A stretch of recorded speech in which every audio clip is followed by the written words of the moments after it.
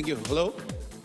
Yeah. So the topic, my name is Karma. The topic here basically is AI, the path forward, right? So with a show of hands, first we can give a big round of applause to the Chilean stack. They've basically done a good job with the session and everything else. Just a big round of applause for them. Okay.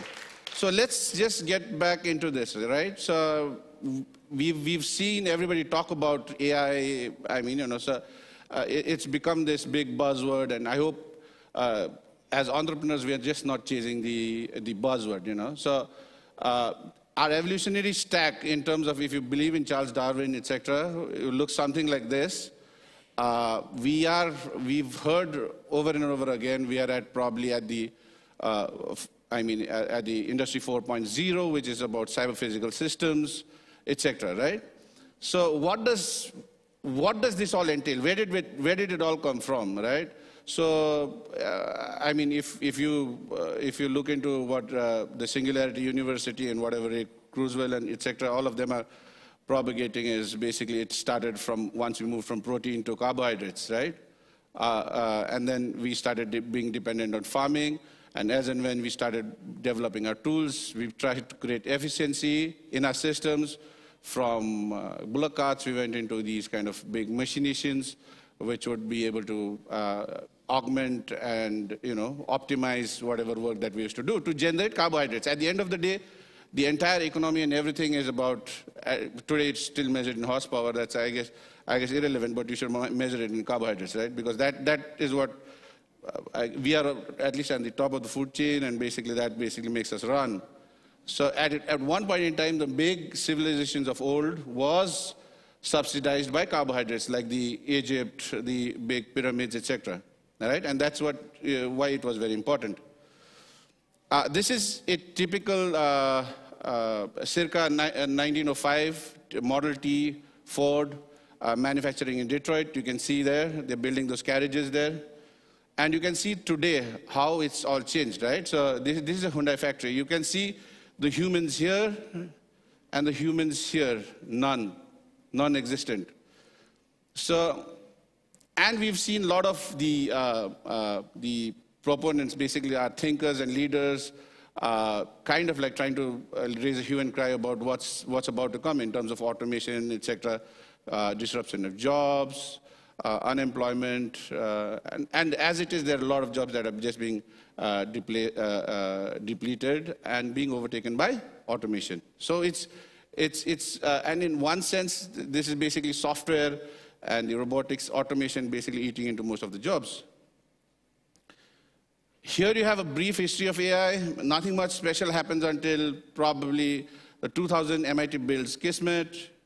It kind of like simulates human emotion. The second part is important because you have the humanoid, Honda, Asimo. Then Google starts to do driverless cars in 2009. If everybody believed it was just around, the driverless autonomous cars are a new fad, it's not. It's in development for quite some time. And you have Watson compete and win Jeopardy. Now you've seen DeepMind also win AlphaGo. So AlphaGo do that on the Go game with the best, right? So you can see all of these things that are evolving, improving, and it's becoming big, right? And obviously we are the ones who are feeding. You have a lot of these devices that you all use. You'll feed in a lot of, we all feed in a lot of information through that. And the Turing test, 2014, that chatbot Eugene Gossman basically beat the Turing test. And I hope everybody is familiar with the Turing test. So, and then you have Google AI, 2017, last year. It helps detect cancer faster than humans and better than humans and much more efficiently. And as an aside, you have the Da Vinci, which is basically the one that you use for surgery, which is much more accurate and much more efficient. So you can, it's robots actually doing surgery. So what happens is we are currently living in a new world. So in 2006, the world looked very different. It was dominated by oil and banks. All right, you can see the market cap on your screen. ExxonMobil on the top, General Electric, Gazprom, Microsoft, etc. Microsoft is their one tech company. Citibank, a lot of banks, oil. Now we go to 2016, the Apple, Alphabet, which is Google, Microsoft, you can see the data companies are coming up, right? And in 2018, this is very recent, this is like yesterday, this is a snapshot. The top 5 companies in terms of market cap, Apple, Amazon, Alphabet, Microsoft, Facebook, they're all there. All are data companies, right? All have a stake in artificial intelligence. And probably you'll see some of the first trillion-dollar companies in the world that are coming up. Apple is going to reach there very, very soon. That's 925 billion, they're just 75 billion short, right? So things are changing rapidly. Now, if you see, I come from India. India's GDP is about $2.6 trillion, right? The 5 companies combined there, $3.7 trillion, okay? So this is, it basically tells us something, that data, I know this is a horse that has been flogged to death, but data is the new oil. It's basically the new oxygen. I would look at it as new oxygen, right? And so for entrepreneurs, then if data is what you build your artificial intelligence and everything else on top of, you have to be very, very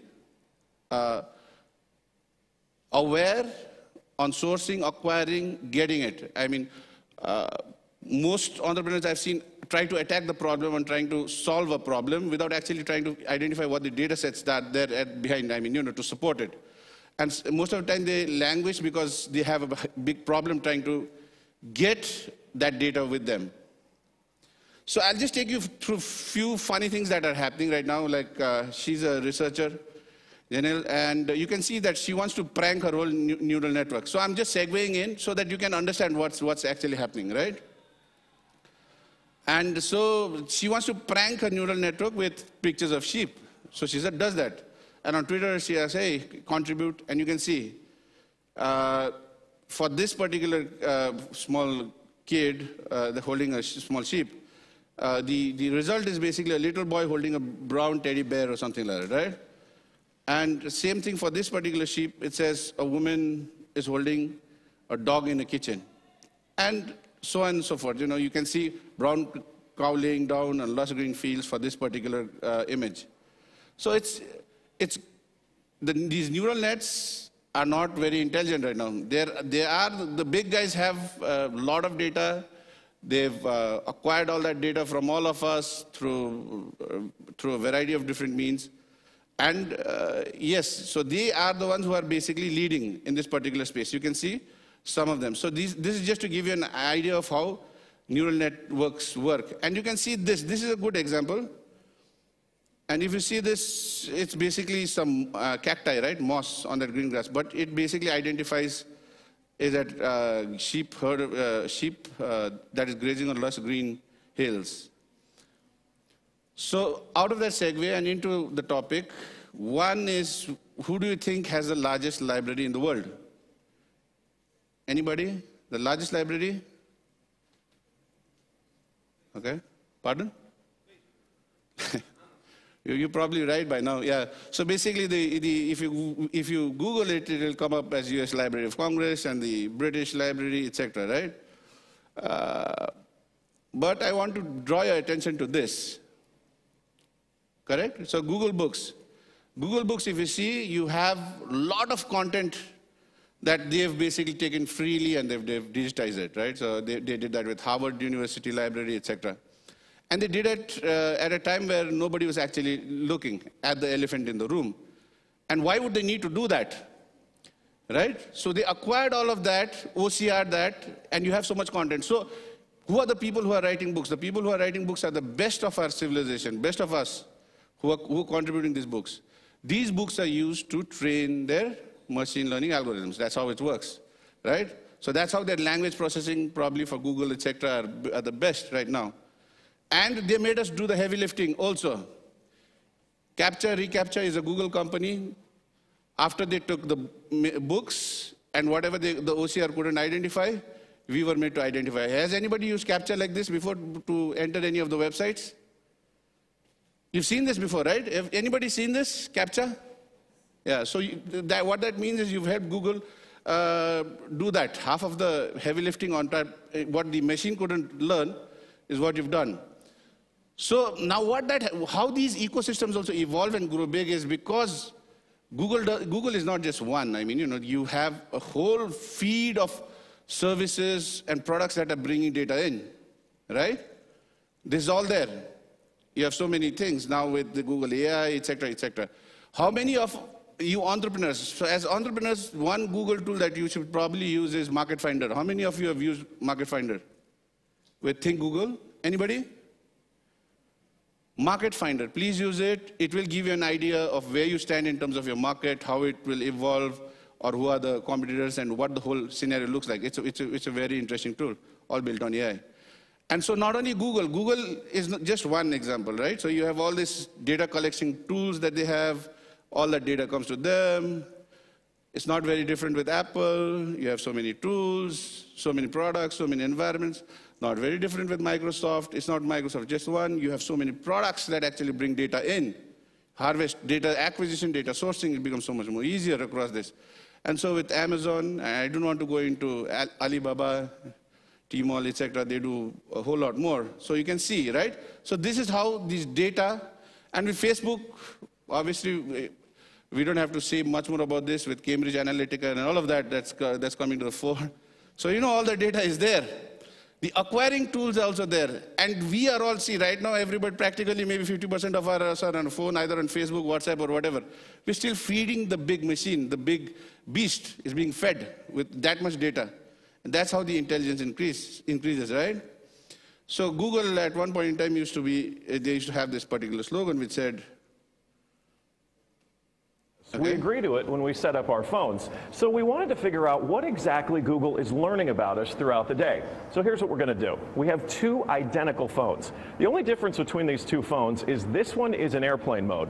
Both of the phones lack a SIM card, and they haven't been set up to access any Wi-Fi networks. So for all intents and purposes, these phones have no connection to a data network. We're going to keep them with us throughout the day. And while I travel around DC, we're going to figure out just what Google is finding. Okay, for the paucity of time, I'm not going to go into that in depth, but what it will tell you, you can look at this report online, and it will tell you that all that data, even if you're switched off, it still gets, it hears, it identifies when your car is stopped, which places you've been, where you're walking, which location, even if your location is switched off, it will still know. And whenever you switch it on back, 300 KB of data goes back to Google, right? So it's not a very nice kind of opaque world. Machine is garbage in, garbage out. And we've seen it with this particular thing that Microsoft built called Tay tweets. And in 24 hours, because the amount of garbage that people started feeding in, this particular Twitter bot that Microsoft created started spewing out garbage, becoming very racist. You can see that, those examples, right? And then you go forward and you have, again, what happened with Microsoft, with Facebook in 2016, 17, basically with the Bob and Alice kind of thing. These two are basically bots. They're talking to each other. After some time, they made a language of their own. That's what it looks like. That's the language. I can have everything else, blah, blah, blah. And finally, it's just to me. And they're negotiating, optimizing. So if you understand the paperclick problem, this is what optimization does in terms of artificial intelligence. It just continuously optimizes, right? So that's where this thing is. So I guess currently these are things that people are working on. Is now we've been so much into binary that we're trying to create a gray area, which is basically these systems which can doubt itself. So now for entrepreneurs, you might be feeling, oh, we are missing out on the big picture, etc. But I just want to take you briefly. So the good thing is, Facebook, Amazon, Google, Apple, etc., they just control only 20% of the data. All that we're feeding right now, even on your mobiles that you're clicking through, it just adds up to only 20% of the data. 80% of the data are still in silos that are with governments, with hospitals, with bank insurance, consumers, consumer good companies, etc., right? So where is the disruption? This is an IBM Oxford industry, this thing. Startups generally will not be the key disruptors in this space. The innovative industry incumbents, which actually have their own data, they are the ones who are going to win. And so if you're a startup, if you want to work on artificial intelligence and if you want to work on machine learning, I would rather say data sciences, you would want to tie up with industry, innovative industry incumbents and work with the data sets that they already have, rather than trying to acquire different data sets or banging your head around this entire process. And, okay. So, yeah, going forward, what looks like, my time is out, but I'll just tell you what the future of this all looks like. So much of things that we are creating in terms of artificial intelligence. One is we are preparing ourselves for the next generation, which is basically the Mars generation, right? So artificial intelligence, even though today it might look like a little bit more on the binary side, which is just doing some processing and output analytics and a little bit of prediction, in the future it's going to help us when people start moving to Mars, interplanetary species. This is the biggest boon for robotics and artificial intelligence. This is where they come in, terraforming, underground, whatever. I mean, this is where they are going to do. And the first intelligence that probably moves out of this planet and has already moved in 1996 is basically the rover, which is basically robotics, with a little bit of primitive artificial intelligence. The future is more of these kind of robots and artificial intelligence systems will move to basically colonize first, initially to make it inhabitable, or rather habitable for humans to go into these kind of different planets, right? The other big development that you need to probably keep a watch on is the QUIDs, basically, where you have quantum computing happening. This is D-Waves quantum computers. So the number crunching and processing capabilities are going to increase megafold. And probably that, in a future date, around 30, 40 years, is what everybody is kind of saying, hey, generally AI, singularity, that's probably where it'll happen. But this is a good area to look at, because as entrepreneurs, if you need to have a Philip, or rather have a cross-section on the bigger guys, if you have a good expertise in quantum computing, probably it changes a lot of things. And Google, again, there you can see they've already started with their cloud TPU for, I mean, they've got basically all the tools in terms of software. Now they've got the hardware too. And there's the last but not least is, I have this conviction that the future is where your AR, your augmented reality, your virtual reality, and your reality will also collide. I mean, so I think in the next 10 to 15 years as entrepreneurs, if you want to see how AI and machine learning, data science, all of this fits into the big picture, is about experience. Is about how we perceive, how we experience things. And virtual reality, augmented reality, mixed reality is going to collide. So that is I think, one of the takeaways from here. And the last but not least, the thought that I would leave you with is this, right? Sam Altman says, I wonder how much cryptocurrency is slowing the rate of AI progress by driving the price of GPUs. And to segue into that, basically, is that Satoshi Nakamoto, Bitcoin, crypto, right? Now we see that AI, GPU, we have this particular problem between the blockchain, whole technology, and the progress in AI also. So it could also be, Satoshi Nakamoto could be an it. So that is probably one of the takeaways from here. Thank you very much. Thank you very much. Thank you very much, sir.